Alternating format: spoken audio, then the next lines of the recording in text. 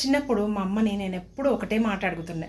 అమ్మ, నాన్నెందుకు ఇంత అమాయకుడిలాగా పెద్దనాన్నలు చెప్పిన మాటనే వింటాడు ఎందుకు అనంటే, అమ్మ నేను నీకొక చిన్న స్టోరీ చెప్తా. మీ నాన్న ఎలాంటి వాడు, ఎంత అమాయకుడు అనే విషయాన్ని అది అర్థం చేసుకుంటే మీ నాన్న ఏంటిది అనేది మీకు అర్థమవుతుంది అన్నాను. చెప్పమ్మా అన్నాను. మీ నానమ్మకి ముగ్గురు కొడుకులు. ముగ్గురు కొడుకులల్లా వాళ్ళకి ముగ్గురికి ఒక పెద్ద మూడంతస్తుల మేడ కట్టింది. ఆ మూడంతస్తుల మేడలో ముగ్గురు ఉంటారు. పైన పెద్ద ఆయన, రెండో ఆయన మధ్యలో, కింద మీ నాన్న మూడో ఆయన. సో పెద్ద ఆయనకి జాబ్ ఉంది, ఆయన సెటిల్డ్. రెండో ఆయన బిజినెస్, ఆయన ఇంకా సెటిల్డ్. మూడో ఆయన వ్యవసాయదారుడు. పాపం మీ నాన్న ఎప్పుడూ దేవుణ్ణి నమ్ముకుంటూ, ఆకాశవాణిని నమ్ముకుంటూ, వర్షాలు పడితే నేను తినడానికి వస్తుంది అని చెప్పేసి దేవుణ్ణి మొక్కుతూ ఉంటాడు. అయితే పెద్ద ఆయన ఒకరోజు వాళ్ళ ఇంటికి అవసరమైందని ఒక కత్తి తీసుకొచ్చుకున్నాడు.